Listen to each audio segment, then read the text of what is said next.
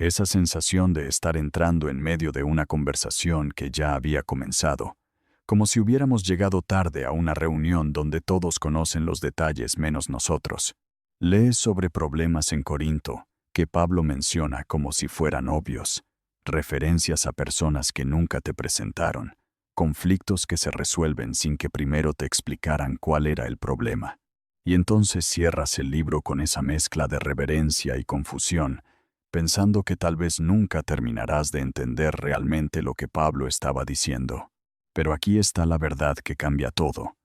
Esas cartas no fueron escritas para ser leídas en el orden en que aparecen en tu Biblia. No fueron organizadas cronológicamente, ni por importancia teológica. Fueron ordenadas principalmente por longitud, de la más larga a la más corta, con algunas excepciones que tienen que ver con su destino. Y eso significa que cuando lees Romanos primero y luego Corintios, estás leyendo la historia al revés. Estás viendo el final de una conversación antes de conocer su inicio. Estás observando conclusiones maduras antes de entender las luchas que las produjeron.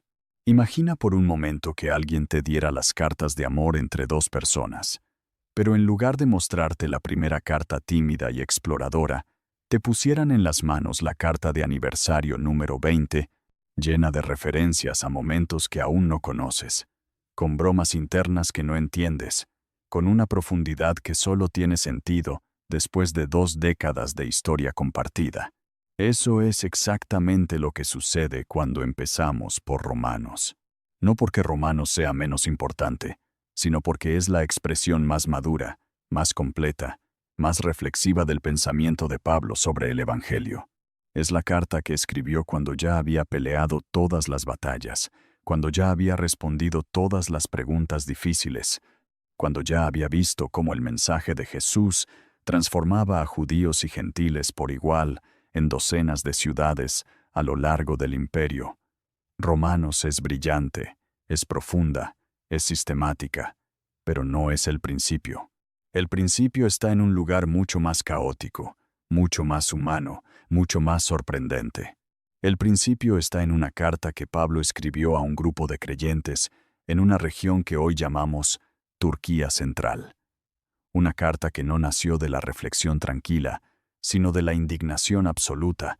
Una carta que Pablo probablemente escribió con las manos temblando de frustración y amor al mismo tiempo. Esa carta es Gálatas. Y cuando entiendes que Gálatas fue probablemente la primera o una de las primeras cartas que Pablo escribió, todo cambia. Porque Gálatas no es un tratado teológico cuidadosamente elaborado. Gálatas es un grito de guerra. Es Pablo diciendo, no permitiré que destruyan lo que el Espíritu Santo acaba de construir aquí. Es Pablo enfrentándose a la primera gran crisis del cristianismo primitivo, esa pregunta que amenazaba con dividir todo antes de que apenas hubiera comenzado. Los gentiles que creen en Jesús tienen que convertirse primero en judíos o pueden entrar directamente a la familia de Dios. Permítete considerar esto. Pablo había ido a estas ciudades de Galacia, había predicado sobre Jesús el Mesías, había visto cómo el Espíritu Santo caía sobre personas que nunca habían guardado el sábado, que nunca se habían circuncidado, que comían cerdo y adoraban ídolos la semana anterior. Y estas personas habían sido transformadas, completamente transformadas, no por obras de la ley, sino por escuchar el mensaje de fe. Pablo había visto milagros entre ellos, había visto comunidades nacer, había visto el amor de Dios manifestarse de maneras que no dejaban lugar a dudas. Y entonces se fue a otra ciudad. Y poco después llegaron otros maestros judíos que también creían en Jesús, pero que estaban convencidos de que la fe en el Mesías no era suficiente, que los gentiles necesitaban circuncidarse, que necesitaban guardar las fiestas, que necesitaban, en esencia, hacerse judíos primero para luego ser cristianos. Y los Gálatas, nuevos en la fe, inseguros todavía, empezaron a dudar. Empezaron a pensar que tal vez Pablo les había dado una versión incompleta del Evangelio, que tal vez necesitaban algo más. Cuando Pablo se enteró de esto, no escribió una carta pastoral suave, No dijo entiendo su confusión. Hablemos con calma. Escribió Gálatas. Y Gálatas comienza de una manera que no tiene precedente en ninguna de sus otras cartas. Sin saludos cálidos, sin agradecimientos, sin elogios, solo esto. Me asombra que tan pronto estén abandonando al que los llamó por la gracia de Cristo para seguir un evangelio diferente. No que haya otro evangelio, pero hay algunos que los perturban y quieren distorsionar el evangelio de Cristo. Esa es la temperatura emocional del inicio. Pablo está viendo cómo el evangelio puro, el mensaje de gracia radical que él había recibido directamente de Cristo resucitado, estaba siendo mezclado con requisitos humanos, con condiciones, con la idea de que Dios requiere que hagas algo para ganarte su favor. Y para Pablo, esto no era un desacuerdo teológico menor. Esto era la diferencia entre libertad y esclavitud, entre gracia y ley, entre el evangelio verdadero y una distorsión que destruye su esencia. Y aquí quiero que observes algo importante. En Gálatas, Pablo no tiene tiempo para argumentos elaborados y gentiles. Tiene que ser directo, contundente, porque sabe que si estos creyentes aceptan la circuncisión como requisito para ser salvos, entonces están diciendo que la muerte de Cristo no fue suficiente. Están diciendo que Jesús pagó parte de la deuda, pero que ellos tienen que pagar el resto con obras de la ley. Y eso, para Pablo, no es simplemente un error teológico, es traición al Evangelio mismo. Por eso escribe con esa urgencia, con esa pasión, con esa mezcla de autoridad apostólica y dolor personal, porque no está defendiendo su ministerio, está defendiendo la verdad que libera a las personas. Está defendiendo el mensaje de que en Cristo ya no hay judío ni griego, esclavo ni libre, hombre ni mujer, sino que todos son uno. Está defendiendo la idea revolucionaria de que Dios acepta a las personas por fe, no por etnia, no por cumplimiento de rituales, no por logros religiosos, sino por fe en lo que Jesús hizo. Después de Gálatas, con esa batalla aún ardiendo en el horizonte, Pablo continúa su trabajo misionero. Y es en este contexto que escribe lo que probablemente son sus siguientes cartas. Primera y Segunda Tesalonicenses. Estas cartas tienen un tono completamente diferente a Gálatas. Son cálidas, afectuosas, pastorales. Pablo escribe a una comunidad joven que él tuvo que dejar precipitadamente por causa de la persecución. Una comunidad que estaba enfrentando presión intensa por su fe y que tenía preguntas honestas sobre qué sucede con los creyentes que mueren antes del regreso de Cristo. En Primera Tesalonicenses, puedes sentir el alivio de Pablo al recibir buenas noticias sobre estos creyentes a través de Timoteo. Puedes sentir su amor cuando les dice que los llevaba en el corazón día y noche, que oraba constantemente por ellos, que se acordaba de su trabajo de fe y su constancia en la esperanza. Y puedes ver cómo Pablo está formando a esta comunidad en los fundamentos de la vida cristiana. Cómo vivir de manera que agrade a Dios, cómo amarse unos a otros, cómo trabajar con sus propias manos, cómo no entristecerse como los que no tienen esperanza cuando alguien muere. Pero también en Primera Tesalonicenses encuentras una de las enseñanzas más claras de Pablo sobre la segunda venida de Cristo, porque aparentemente algunos en Tesalónica habían muerto, y la comunidad estaba preocupada de que estos hermanos se hubieran perdido el regreso del Señor.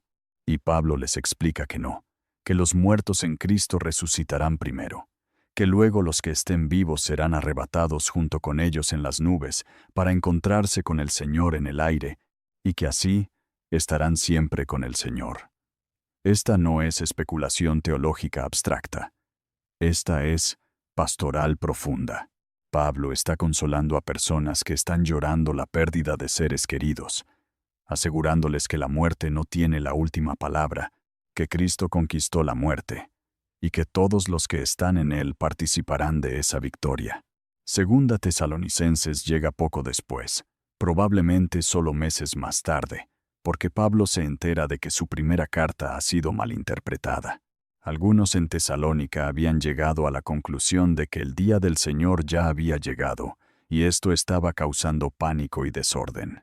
Algunos incluso habían dejado de trabajar, aparentemente esperando el regreso inminente de Cristo. Y Pablo tiene que corregir esto con firmeza pero con amor. Les recuerda que antes del día del Señor tiene que venir la rebelión, y tiene que revelarse el hombre de iniquidad. Les dice que el misterio de la iniquidad ya está en acción, pero que hay algo o alguien que lo detiene por ahora. Y les ordena que se aparten de todo hermano que viva desordenadamente, que si alguien no quiere trabajar, que tampoco coma, porque el testimonio de la comunidad depende de que vivan de manera responsable y no sean carga para nadie. Aquí hay algo que fácilmente pasamos por alto, pero que es crucial entender. Pablo está escribiendo estas cartas no desde un escritorio cómodo en un monasterio tranquilo, sino desde el campo de batalla del Evangelio. Está viajando constantemente, enfrentando oposición violenta, plantando iglesias, formando líderes, respondiendo crisis, todo al mismo tiempo. Y cada carta es una ventana a ese mundo caótico, hermoso y peligroso del cristianismo primitivo.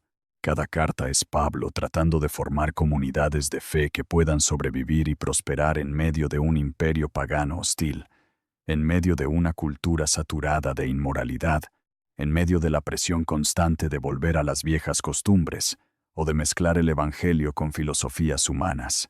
Y entonces llegamos a Corinto. Si Gálatas es indignación contra los que distorsionan el Evangelio con legalismo, Corintios es frustración santa contra los que lo distorsionan con libertinaje y división.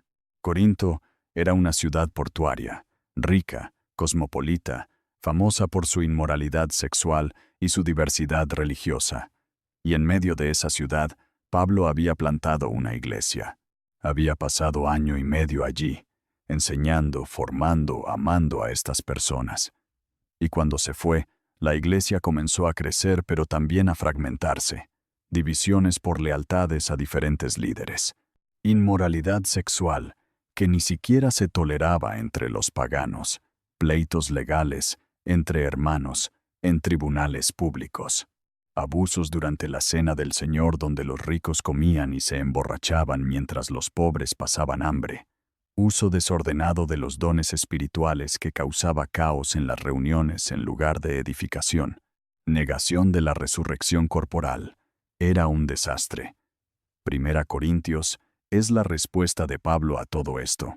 Y es una carta larga, densa, pastoral, correctiva, teológica, todo al mismo tiempo.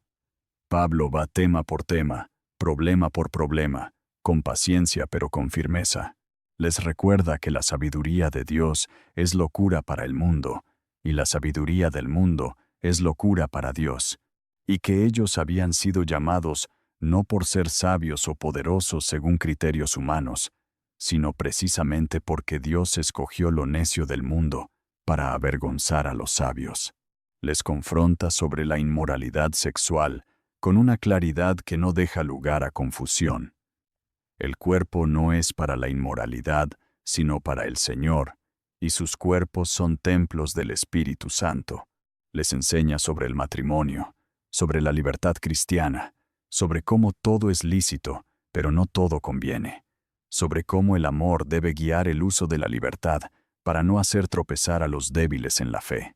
Y en medio de toda esta corrección, Pablo escribe uno de los pasajes más hermosos y más citados de toda la Biblia, el himno al amor, en el capítulo 13.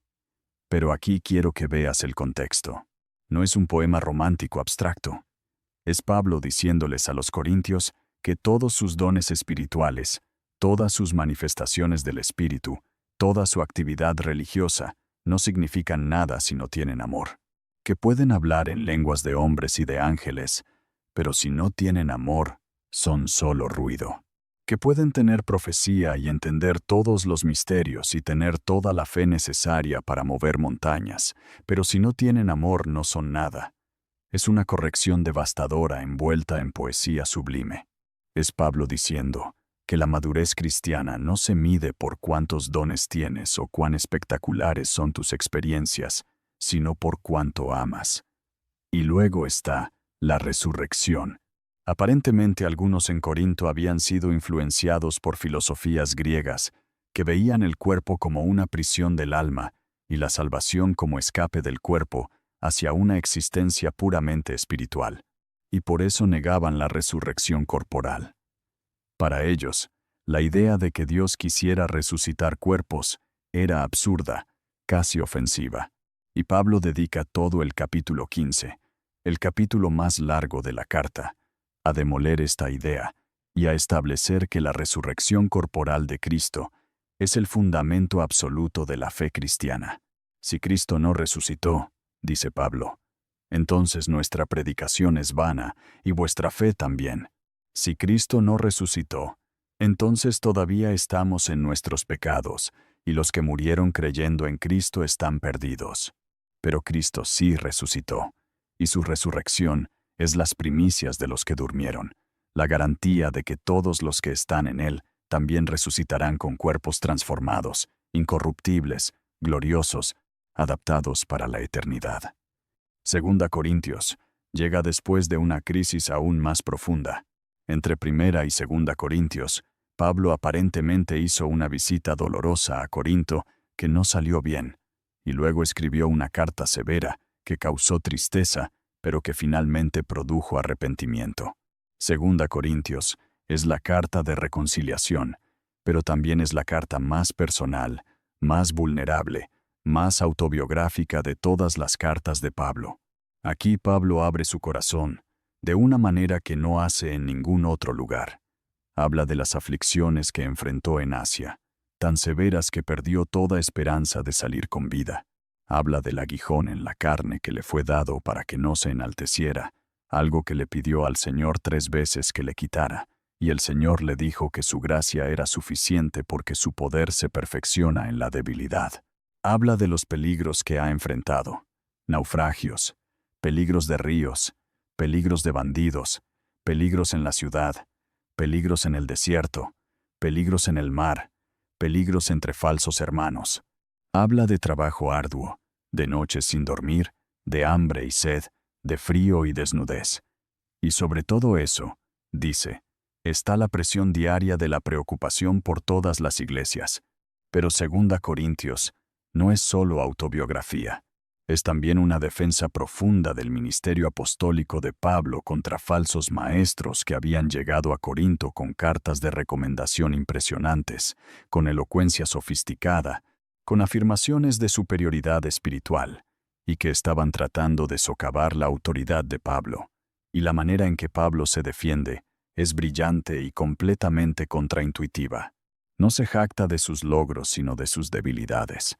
No presume de sus credenciales, sino de sus sufrimientos, porque Pablo entiende que el ministerio cristiano auténtico no se valida por éxito visible o por poder humano, sino por conformidad al patrón de Cristo crucificado. El verdadero apóstol no es el que impresiona con retórica, sino el que lleva en su cuerpo las marcas de Jesús. El verdadero poder no está en la ausencia de debilidad, sino en permitir que la gracia de Dios se manifieste precisamente en medio de la debilidad. Después de Corintios, probablemente en algún momento durante su tercer viaje misionero, Pablo escribe Romanos. Y ahora puedes ver por qué Romanos es tan diferente. Para cuando Pablo escribe Romanos, ya ha peleado la batalla de Gálatas contra el legalismo, ya ha enfrentado el desorden de Corinto, ya ha establecido docenas de iglesias, ya ha reflexionado profundamente sobre cómo el Evangelio une a judíos y gentiles en un solo pueblo de Dios. Ya ha madurado su teología a través del fuego de la controversia y el sufrimiento. Y ahora está escribiendo a una iglesia que no fundó, una iglesia en Roma que él aún no ha visitado, pero que espera visitar pronto de camino a España. Y como no los conoce personalmente, no está respondiendo a crisis específicas o corrigiendo problemas particulares. Está presentando el Evangelio en su forma más completa, más sistemática, más reflexiva. Romanos es Pablo diciendo, esto es lo que he aprendido, esto es lo que el Espíritu me ha revelado.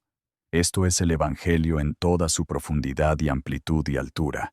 Comienza con la condición universal de la humanidad bajo pecado, tanto gentiles como judíos, todos sin excepción, porque todos pecaron y están destituidos de la gloria de Dios. Luego presenta la solución de Dios, la justificación por fe, no por obras de la ley, ilustrada perfectamente en Abraham, quien creyó a Dios, y le fue contado por justicia antes de ser circuncidado. Explora las implicaciones de estar en Cristo: paz con Dios, acceso a la gracia, esperanza de gloria, el Espíritu Santo, morando en nosotros como garantía de resurrección futura. Lidia honestamente con el misterio de Israel, el pueblo escogido de Dios que en su mayoría ha rechazado al Mesías, y explica cómo esto encaja en el plan soberano de Dios, que finalmente incluirá tanto a gentiles como a judíos en su misericordia, y termina con aplicaciones prácticas de cómo vivir el Evangelio en comunidad: amor genuino, uso de dones espirituales, sumisión a las autoridades, amor al prójimo como cumplimiento de la ley, y sobre todo, aceptación mutua entre creyentes que tienen diferentes convicciones sobre asuntos de conciencia. Pero la historia de Pablo no termina con Romanos. Después de escribir Romanos, Pablo viaja a Jerusalén con una ofrenda de las iglesias gentiles para los pobres entre los creyentes judíos, un gesto simbólico de unidad entre dos partes del cuerpo de Cristo que fácilmente podrían haberse separado. Y en Jerusalén es arrestado, acusado falsamente, y eventualmente enviado a Roma como prisionero para apelar a César. Y es desde la prisión en Roma que Pablo escribe lo que llamamos las cartas de la prisión: Efesios, Filipenses, Colosenses y Filemón. Estas cartas tienen un tono diferente a las anteriores, no porque Pablo haya cambiado, sino porque las circunstancias han cambiado. Ya no está en movimiento constante plantando iglesias, está encadenado, limitado, dependiente de otros para llevar sus cartas. Y sin embargo, en estas cartas encuentras algunas de las expresiones más elevadas de la teología de Pablo, como si la prisión hubiera obligado a su mente a volar más alto precisamente porque su cuerpo estaba confinado. Efesios es una meditación majestuosa sobre el misterio de la Iglesia como cuerpo de Cristo, sobre la unidad de judíos y gentiles en un solo cuerpo, sobre las riquezas insondables de Cristo, sobre el llamado a vivir de manera digna de la vocación con que fuimos llamados. Filipenses es la carta del gozo en medio del sufrimiento, donde Pablo puede decir: regocijaos en el Señor siempre, otra vez digo regocijaos, mientras está literalmente encadenado esperando un juicio que podría terminar en ejecución. Colosenses confronta una herejía temprana que mezclaba elementos judíos, filosofía griega y misticismo, y Pablo responde exaltando la supremacía absoluta de Cristo, en quien habitan corporalmente toda la plenitud de la deidad. Filemón es una carta breve, personal, sobre un esclavo fugitivo llamado Onésimo, que se había convertido bajo el ministerio de Pablo en prisión, y a quien Pablo está enviando de regreso a su amo Filemón, también creyente, con la petición de que lo reciba no ya como esclavo, sino como hermano amado. Y aquí quiero que veas algo hermoso. En estas cartas de prisión, Pablo no está amargado, no está quejándose de la injusticia, no está cuestionando a Dios por qué permitió que fuera arrestado cuando tenía tanto trabajo por hacer. Está adorando, está teologizando, está amando a las iglesias desde la distancia, está formando líderes a través de cartas, está convirtiendo su celda en un púlpito, porque Pablo había aprendido lo que escribió a los filipenses: he aprendido a contentarme cualquiera que sea mi situación, sé vivir humildemente y sé tener abundancia, en todo y por todo estoy enseñado así para estar saciado como para tener hambre, así para tener abundancia como para padecer necesidad. Todo lo puedo en Cristo que me fortalece. Esta no es teoría, esto es realidad vivida en cadenas. Las últimas cartas de Pablo que tenemos son las cartas pastorales: Primera Timoteo, Tito y Segunda Timoteo. Estas cartas probablemente fueron escritas después de que Pablo fue liberado de su primer encarcelamiento en Roma, cuando tuvo un breve período de ministerio adicional antes de ser arrestado nuevamente. Y estas cartas son diferentes porque no están dirigidas a iglesias, sino a individuos, a líderes jóvenes que Pablo había dejado a cargo de comunidades importantes. Timoteo en Éfeso y Tito en Creta.